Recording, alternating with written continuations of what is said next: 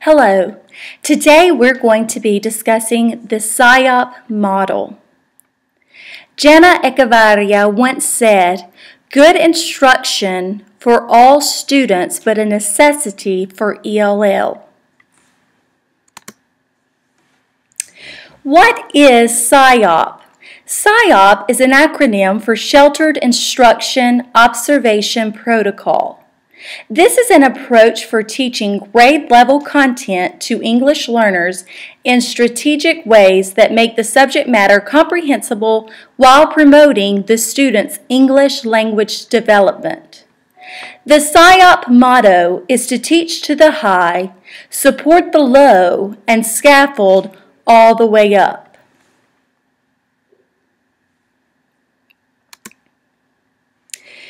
This is a diagram of the SIOP model. Everything pretty much falls under the umbrella, SIOP being the umbrella. It is sheltered instruction that includes cooperative learning, intervention, standards, reading, techniques, and differentiated instruction.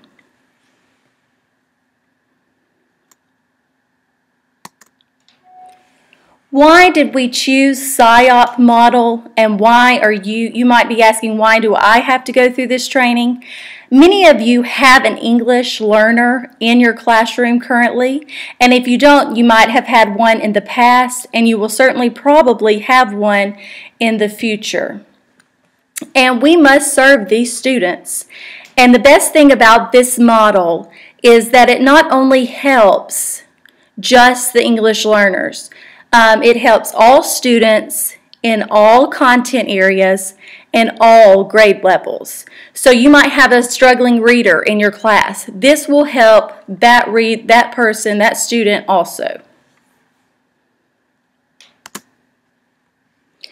I'm going to talk a little bit about BICS versus CALP. And this is talking about the English learner's language ability. BICS is basic interpersonal communicative skills. This is language that is used in the hallways, lunch, locker room, and before and after school.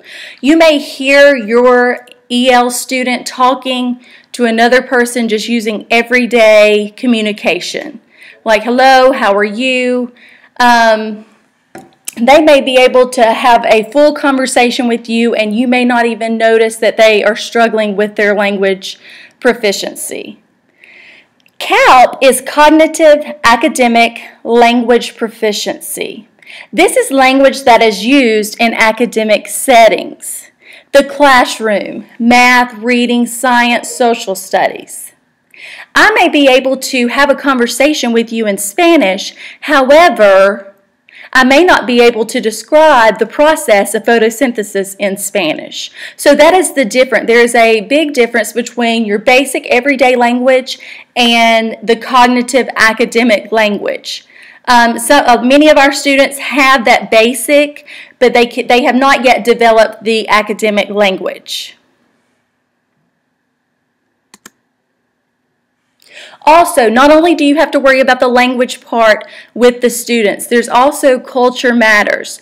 You need to make sure that the cultural differences are not to blame for the misunderstanding for your students. Not only do we have to, like I said, be concerned with the language, we must get to know our students and their backgrounds. The visual actually shows the iceberg is an example of how we can only see a small percent of our students' culture. So, for an example, we like for people to look us in the eye when we are talking directly to them. In some countries, in some cultures, this is not the norm. They are not supposed to look someone in the eye. So you really need to make sure that you know your students' background and their culture.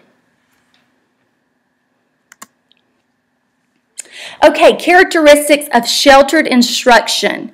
Thoughtful purpose curriculum planning, formative assessments throughout the learning process, clear and explicit learning objectives, grade level appropriateness, interactive learning opportunities, student-centered classroom, HOTS, which is higher order thinking skills, variety, a nurturing learning environment, and quality planning.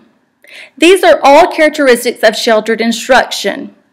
And you may be saying to yourself, well, that is my classroom. I do all of those things now. And that is the best thing about the SIOP model. Many of you are already implementing these instructions, this model, these techniques into your classroom. I added the little cartoon because it says, I expect you all to be independent, innovative, critical thinkers who will do exactly what I say. This is sometimes hard as a classroom teacher to turn the reins over to the students and let it be a student-centered classroom where they're doing the thinking, they're doing the learning. You give them appropriate wait time for answers. You don't just tell the answers.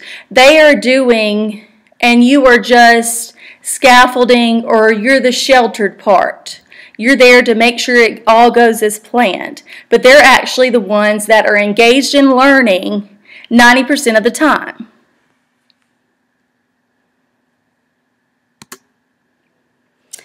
SIOP is an integrated approach. Language instruction occurs within content instruction, not as an add-on.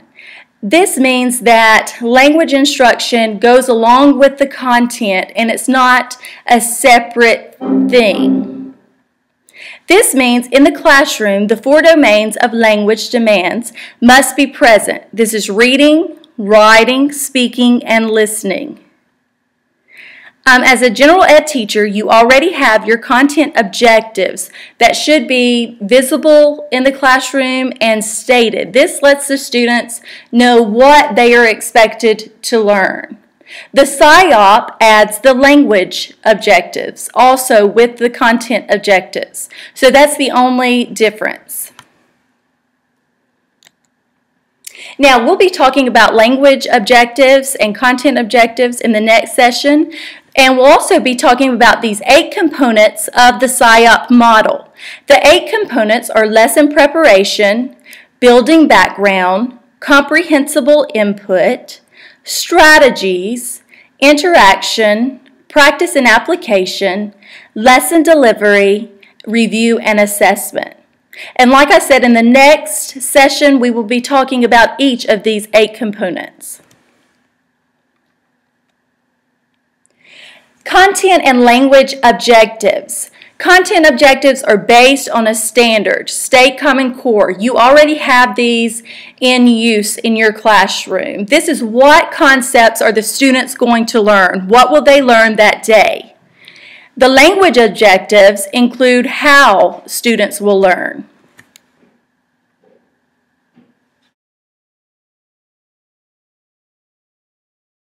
In one of my classes, one day I was asking a question.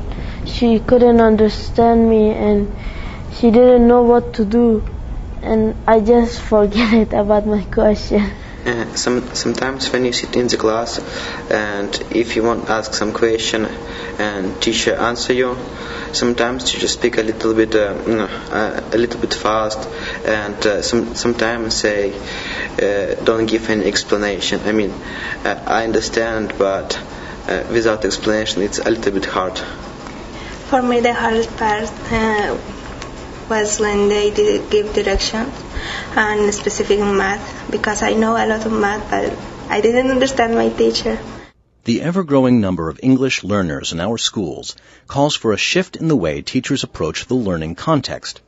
Recently, the number of English learners in U.S. public schools grew 145%, while total enrollment increased only 20%.